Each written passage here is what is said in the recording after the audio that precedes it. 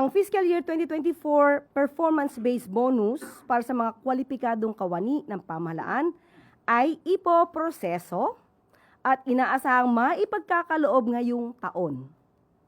Okay? Baka mas maaga pa, earlier.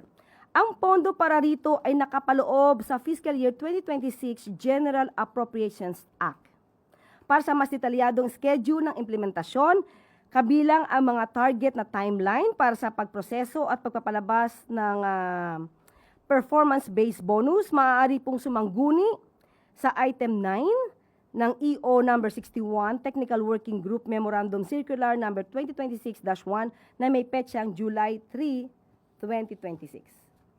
Maraming salamat. May pahabol na tanong mula kay Ivy Reyes, bilyonaryo. Yusek, clarify lang po namin. So ano pong tawag dun sa office po ni CABSEC Abalos since the Office of the Cabinet Secretary was scrapped in 2022 po? Ibibigay ko na lamang sa inyo ang terms of reference.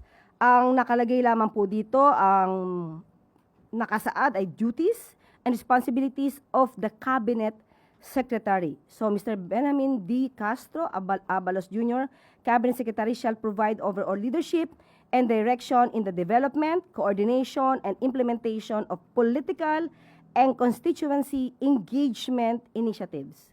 So, maya-maya lamang po ay ibibigay ko sa inyo ito.